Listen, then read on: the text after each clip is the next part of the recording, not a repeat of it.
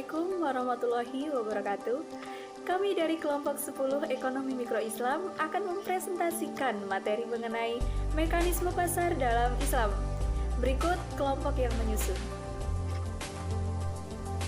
Hai, saya Yofi Putri Suryanti, NIM 003. Halo, saya Dina Maulina Maulida, NIM 008. Hai, saya Dewi Larasati, NIM 12402193023. Hai, perkenalkan, saya Nur Mahmudi, NIM 037.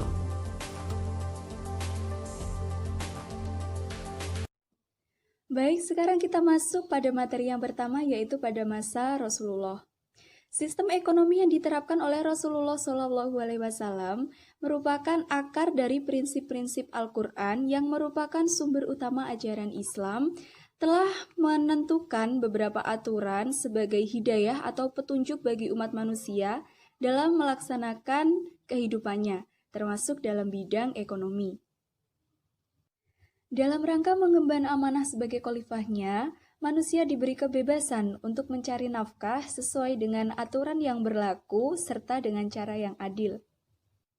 Oleh karena itu, setiap kegiatan ekonomi yang dapat mendatangkan uang dalam jangka waktu yang singkat, seperti perjudian, penimbunan kekayaan, penyelundupan pasar gelap, spekulasi, korupsi, bunga, dan riba, bukan saja tidak sesuai dengan hukum alam dan dilarang, akan tetapi juga para pelakunya layak dihukum. Dalam kegiatan pasar tak terkecuali hal riba, di sini dalam ayat-ayat yang melarang berbagai praktik ribawi ditelaah secara dalam dan komprehensif. Pada masa Rasulullah terlihat jelas bahwa Islam sangat menentang keras setiap praktik ribawi, baik dalam jumlah yang tinggi maupun jumlah yang rendah. Selain itu, kita juga dapat melihat dalam Quran Surat Al-Hasyr ayat 7, Allah Subhanahu wa Ta'ala menjelaskan aspek lain tentang pelarangan penimbunan kekayaan. Berikutnya yaitu prinsip pokok dalam kebijakan ekonomi Islam yang dijelaskan Al-Quran sebagai berikut. Yang pertama yaitu Allah Subhanahu wa Ta'ala merupakan penguasa tertinggi sekaligus pemilik absolut seluruh alam semesta. Yang kedua, manusia hanya khalifah di muka bumi, bukan pemilik sebenarnya. Yang ketiga, semua yang dimiliki dan didapatkan manusia adalah atas rahmat Allah Subhanahu wa Ta'ala. Keempat, kekayaan harus berputar dan tidak harus ditimbun. Kelima, eksploitasi ekonomi dalam segala bentuk termasuk riba harus dihilangkan. Keenam, menerapkan sistem warisan sebagai media redistribusi kekayaan yang dapat mengeliminasi berbagai konflik individu. Dan yang ketujuh, menetapkan berbagai bentuk sedekah, baik bersifat wajib maupun sukarela terhadap individu yang memiliki harta lebih. Materi yang kedua yaitu tentang pandangan ekonomi muslim. Di sini ada beberapa ekonomi muslim. Yang pertama adalah Ibnu Taimiyah dan Thomas Aquinas. Permasalahan yang dibahas oleh Thomas Aquinas berhubungan dengan perniagaan, harga adil, dan kepemilikan. Lalu Ibnu Taimiyah membahas tentang konsep-konsep keuntungan yang adil, upah adil, dan kompensasi yang adil. Bagi keduanya, harga pasar haruslah terjadi dalam pasar kompetitif. Tidak ada penipuan. Keseluruhan konsep ini bersamaan artinya dengan apa yang disebut harga adil. Tokoh yang kedua yaitu Ibnu Khaldun. Bagi Ibnu Khaldun, produksi adalah sebuah aktivitas manusia yang diorganisasikan secara sosial dan internasional. Karena faktor produksi yang paling utama bagi beliau, Ibnu Khaldun menguraikan sebuah teori ekonomi tentang pembangunan yang berdasarkan interaksi permintaan dan penawaran. Ibnu Khaldun juga menekankan pada teori siklus yang dimana meliputi dua siklus, yakni siklus populasi atau produksi yang ditentukan oleh populasi. Jadi, semakin banyak populasi, maka semakin banyak pula produksinya. Yang kedua ada siklus keuangan publik. Sisi keuangan publik sangatlah penting bagi suatu sisi. Oleh karenanya, semakin banyak yang dibelanjakan oleh pemerintah, semakin baik akibatnya bagi perekonomian. Untuk materi selanjutnya yaitu tokoh Abu Yusuf. Kekuatan utama pemikiran Abu Yusuf adalah keuangan publik. Abu Yusuf memberikan pandangan mengenai mekanisme pasar dan harga, seperti bagaimana harga itu ditentukan dan apa dampak dari adanya berbagai jenis pajak. Dalam pandangannya, tugas utama penguasa adalah menjamin dan mewujudkan kesejahteraan rakyatnya. Ia selalu menekankan pentingnya memenuhi kebutuhan rakyat dan mengembangkan berbagai proyek yang berorientasi pada kesejahteraan umum, sesuai dengan ekonomi negara, di mana awal Islam bertumbuh pada hasil pertanian. Para cendekiawan Muslim banyak menekankan memanfaatkan tanah gersang dan tidak ditanami untuk meningkatkan kesejahteraan umum dan menjamin pemanfaatan sumber-sumber sepenuhnya. Abu Yusuf berpendapat bahwa sumber dari alam seperti air, rumput, dan sebagainya tidak boleh dibatasi, tetapi harus disediakan secara gratis. Dalam hal perpajakan, Abu Yusuf telah meletakkan prinsip-prinsip uang jelas yang berabad-abad kemudian dikenal oleh ahli ekonom sebagai canon of taxation. Dalam hal penetapan pajak ini,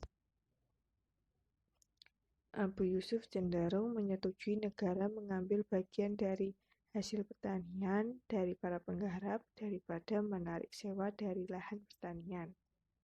Abu Yusuf sangat merekomendasikan penyediaan fasilitas infrastruktur bagi para petani.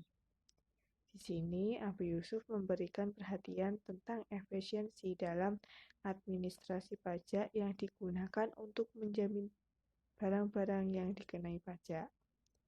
Abu Yusuf juga menyarankan agar bahan makanan dijual dan harganya dibagi secara proporsional, sehingga tidak berdampak negatif terhadap para pembayar pajak dan pembendaharaan negara.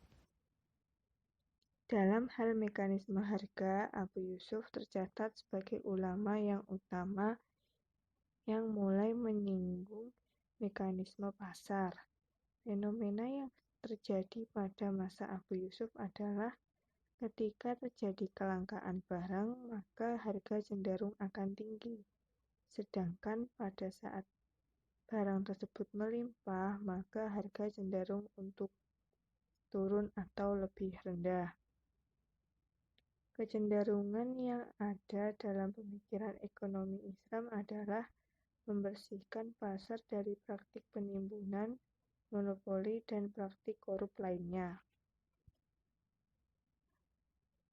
Menurut Abu Yusuf, dapat saja harga-harga tetap mahal ketika persediaan barang melimpah, sementara harga akan murah walaupun persediaan barang berkurang.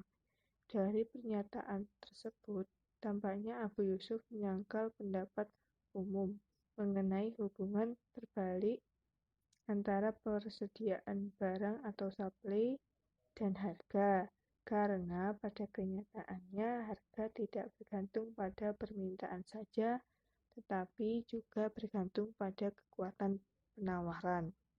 Saya akan menjelaskan bagian C, peran pemerintah dalam mengawasi pasar.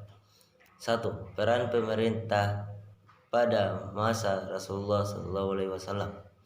Pemerintah mempunyai tugas dan wewenang dalam mengawasi pasar, yang salah satunya urusan takar dan timbangan.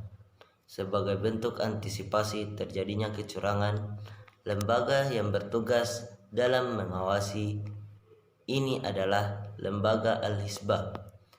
Hizbah disyaratkan dalam Islam berdasarkan isyarat yang terdapat pada surah Al-Imran ayat 104. Amar ma'ruf nahi mungkar merupakan tugas utama institusi agama yang sangat penting dalam lintas sejarah ekonomi Islam. Pada dasarnya, Al-Hizbah sudah ada sejak zaman Rasulullah sebagai kepala negara pertama dalam Islam. Analisis terhadap peran pemerintah dalam mengawasi pasar. Pelaksanaan tugas pemerintah dalam mengawasi jalannya aktivitas pasar memegang peranan yang sangat penting untuk tertib pasar, tertib harga, tertib takaran dan timbangan, serta tata kelola pasar, sehingga menjadikan pasar sebagai tempat benar-benar ideal dan nyaman untuk melakukan kegiatan jual beli. Pengawasan pemerintah terhadap pasar dalam hal ketepatan takaran dan timbangan yang dilaksanakan melalui Direktorat Meteorologi atau Balai Meteorologi Perdagangan berperan penting untuk terciptanya tertib akur. Hal ini sejalan dengan tugas yang dijalankan oleh lembaga Al-Hizbah pada zaman Rasulullah Shallallahu Alaihi Wasallam. Pada abad ke-8 barulah institusi ini hanya bertugas mengawasi masalah sosial ekonomi. Secara khusus, beberapa fungsi ekonomi dari Al-Hizbah memastikan tercukupinya kebutuhan bahan pokok. Mustasib harus selalu mengecek ketersediaan barang-barang kebutuhan pokok. Pengawasan terhadap industri. Tugas utama mustasib adalah mengawasi standarisasi produk. Pengawasan terhadap jasa. Mustasib mempunyai wewenang untuk mengecek apakah seorang dokter, ahli bedah, dan sebagainya. Pengawasan atas perdagangan. Mustasib harus mengawasi pasar secara umum, mengawasi takaran, timbangan, dan ukuran, serta kualitas produk. Demikian materi presentasi dari kelompok 10. Semoga apa yang kita paparkan di atas bermanfaat untuk teman-teman semuanya. Dan jangan lupa untuk tetap semangat dan terus belajar. Sekian, wassalamualaikum warahmatullahi wabarakatuh.